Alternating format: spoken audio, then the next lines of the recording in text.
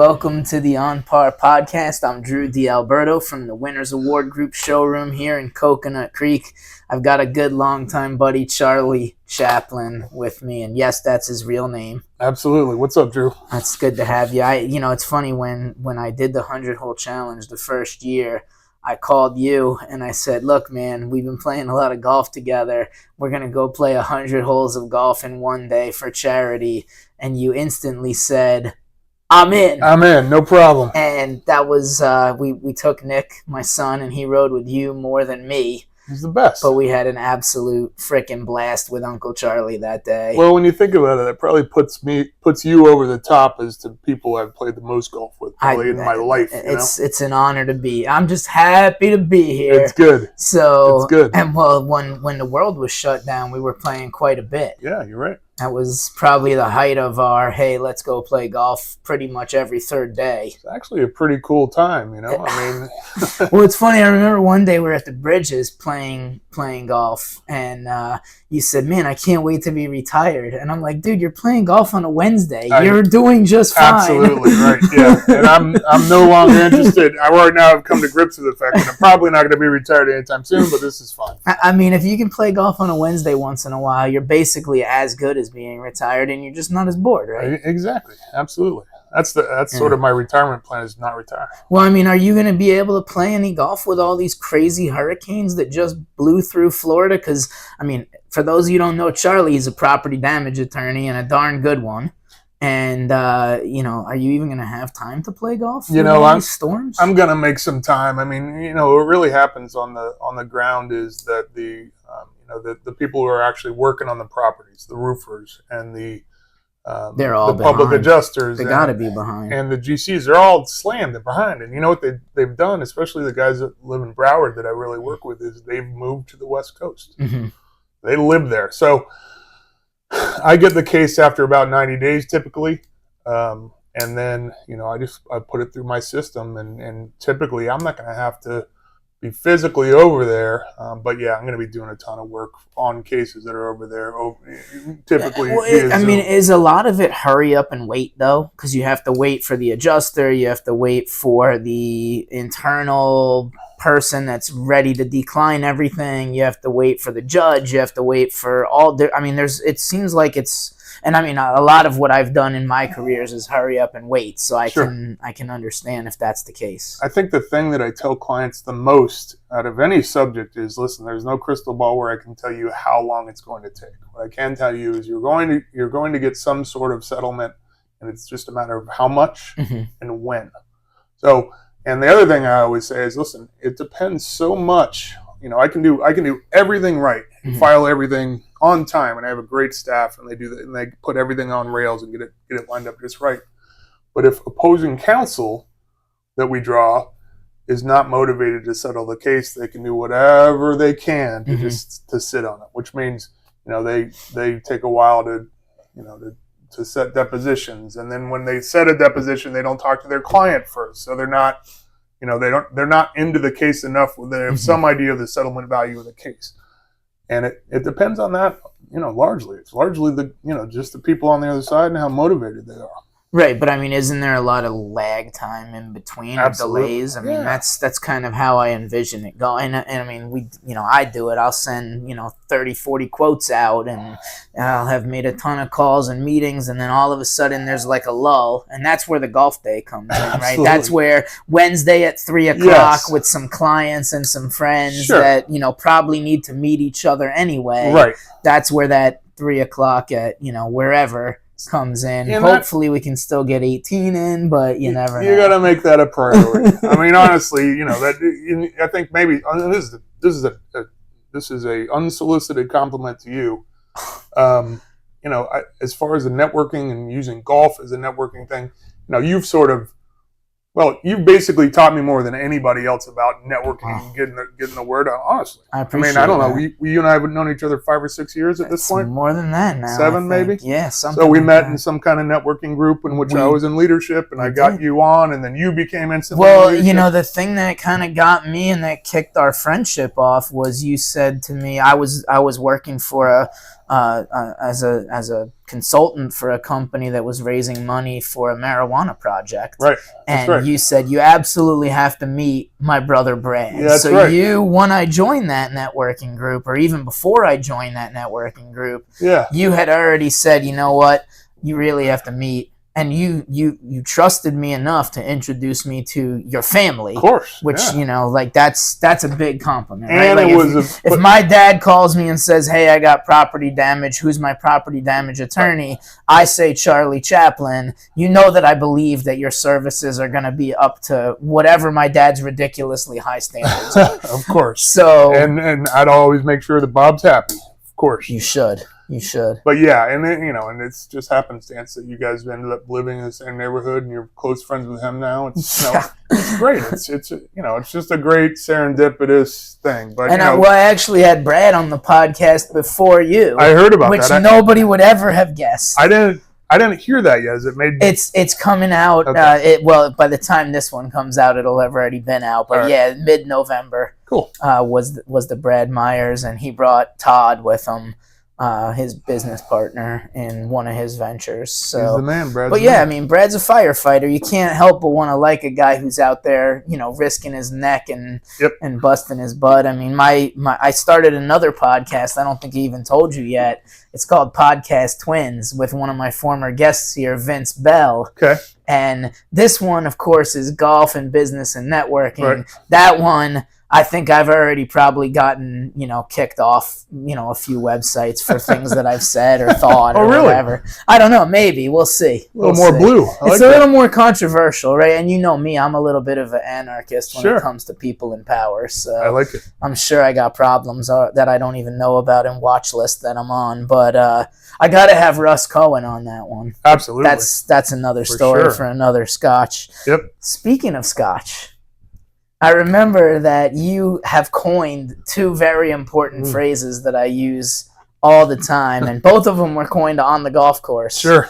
One of them is emergency Scotch. You can never be too careful. Which entails taking a bottle of Scotch out of somewhere hidden. Sure. And then the other one is emergency golf. Absolutely. And I want you to give me the origin of emergency golf, because it was one of those things that you said it. I had never heard it before. And I instantly knew exactly what you meant. Well, I don't know. You're getting through your week, and it's Thursday, and you've had and Tuesday was rough, and the judge is running you around, or you got stuff you had to do that you've been focused on working through the week, through the weekend. Sometimes you gotta hit the release valve, and that's golf, and that's the idea of golf, and it's driving around these little cars and hitting the tiny ball around with your friends and telling lies and laughing. The way, and I appreciate your compliment earlier, and I didn't make it up myself, right? I watched other people, Rich Rogers, The Godfather, people like that, and you never know who you're gonna meet, right? Absolutely. I mean, I remember we went one time, I think we were in Pembroke Pines, and the guy that I brought happened to bring a public adjuster. Right. And then... Who you didn't even know. I didn't even know him. And then we played golf. And all of a sudden, you and this guy are having lunch the next week. And then you're doing business together. You're still doing business for now years. Together. Absolutely. So, for years. Sometimes I make a really important, targeted, intentional introduction. This was not that. Right. No, I understand. This was hey, let's go play golf. And then the guy that I brought, which I don't even remember who it was, brought Pat.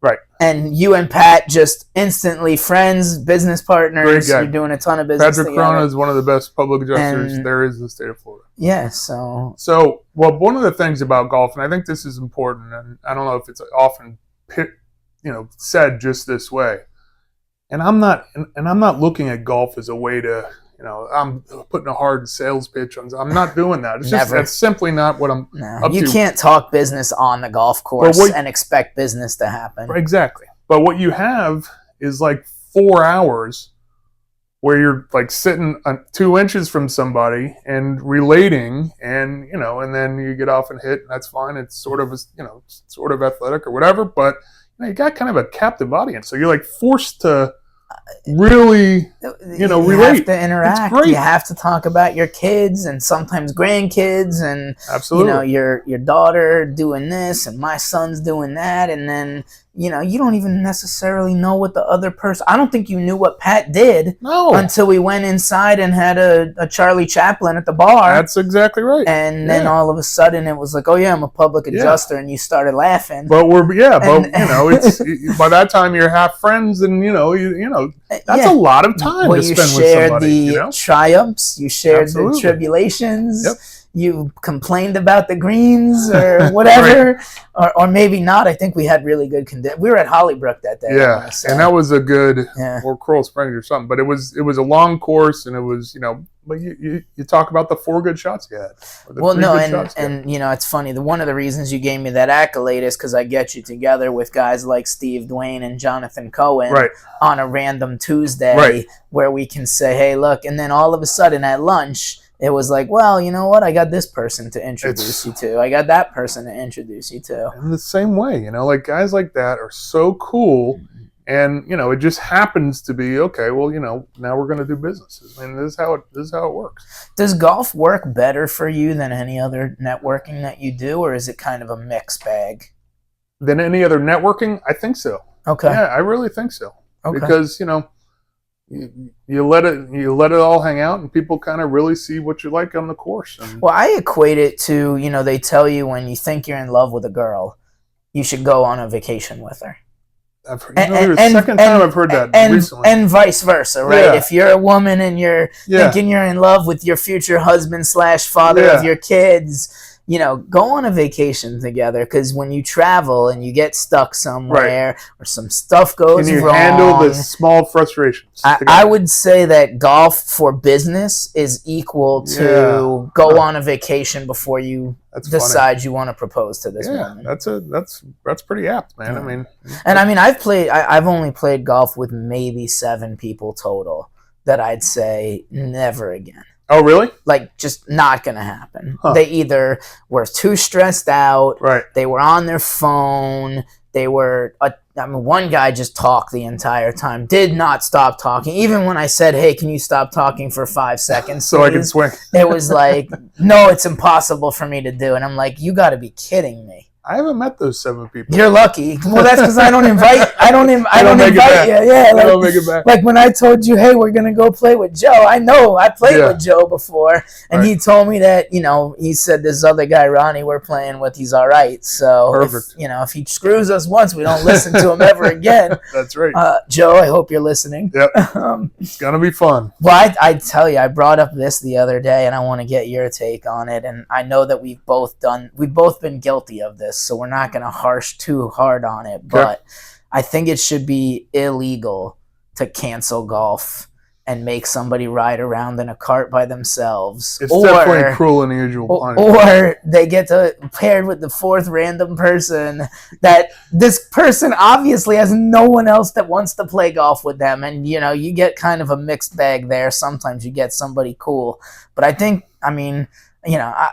politicians should only be talking about clean food, clean air, and clean water. But the 4th priority is no canceling golf at the last minute. That's a good point. You should have to put up a bond or something that you forfeit if you cancel. That's a good idea. That's why I need to consult with my attorney on things like this. It's good. You put up a bond. We can have an app. Yeah. And like bonded to golf.com. You have forfeited your bond. You have paid for our golf. We better get this going because someone will steal our idea. That's otherwise. Right. That's true. So what else is going on in your world, man? I know business has got to be picking up with no matter how busy it was, it's got to be busier now. It's just these last 2 storms up north were unbelievable. Yeah. And, they weren't, they were awful. Maybe a little, not quite as bad as Hurricane Ian, which hit Naples and Fort Myers last year and just devastated the joint. But, you're getting into a lot more flooding events with these storms, and storms are doing weirder stuff in the Gulf. And, it's I'm going to be busy for a long time, unfortunately.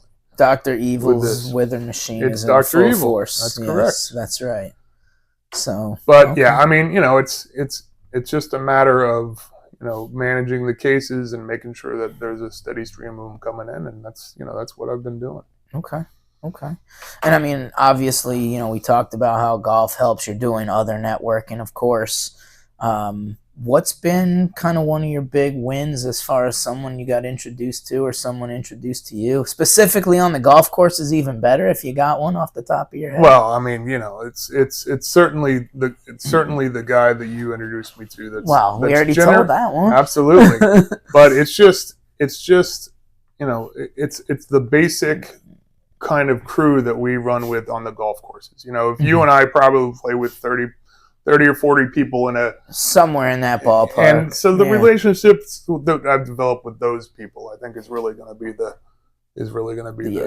relationship is the common thread. That was one of the reasons I even started this podcast in the first place, right? Is I'm getting introduced to and meeting new interesting businesses and companies and people, and it's been really fun. And I think the next podcast is going to be even crazier. Why is that? Well, just because because format? This one is a specific target, right? Golf, business, networking, all the things we just talked about. And I like to promote a lot of the charity events, like we've been talking about Man Up. Yeah. Which thank you for your donation to that. I know you can't make it, but like Man Up on December 6th. Go to ready2manup.com to sign up. Help Ed out. Help everybody out. And so. It's been fun doing those types of things.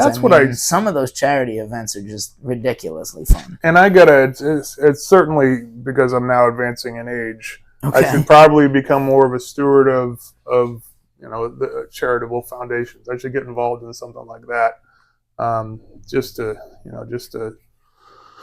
just to contribute. But I mean, not only that, but we got the Knicks camp one coming up May 4th and 5th. Yeah. And I told you got to bring wifey to that one. What dates? It's May 4th. Okay. My dad's birthday. And I think I have to get my dad a ticket for his birthday since it's on his birthday. Have to. Yeah. Yeah. So, but no, those are coming up. I'm playing in the Girl Power Rocks one. Cool. Dawn Smith, my golf tournament player, her friend hooked it up with that one, and I guess Vince, my new co-host on the other podcast, just signed up for Man Up also. Good. So we're having some fun. But I do, it's funny, like I think when you're taking golf too seriously when you don't like playing in charity golf tournaments anymore. Right. Well, that's the other thing. And I feel like I don't want to take it that seriously some days. But there has to be. We should really ramp up the charity golf tournaments that we play. There's one every week. Every week. There's 3 every week or whatever. More, yeah. That should be a big part of the thing is just make sure you play in every one of them in South Florida. That'd be great. I love that idea. Yeah. And you could, but we have to work sometimes, so we can't play. We can't play Monday, Thursday, Friday, and Saturday in charity tournaments. You've heard me settle cases on the with the phone on the ground, swinging the driver. While you hit a good straight shot instead of slicing it somehow. You need to be on your phone all the time, maybe out there, and that's counter to everything. Yeah. If you're not on the phone, that means maybe you can't be out there. So I'd rather be on the phone and out there than not. That's a fair point. It's a fair point. As long as it's not, the whole time, right? Then it's just, it's not fun. Yep. It's not fun anymore. But, so, that's cool, man. Well, listen, this has been a lot of fun, Charlie. We'll have to have you back sometime. Thank you very much. I'd be glad to. And I think we should go practice so we can beat Joe and Ronnie today. Perfect. All Done right, deal. Sounds good. Thanks a lot, Charlie. Buddy. Appreciate you, man.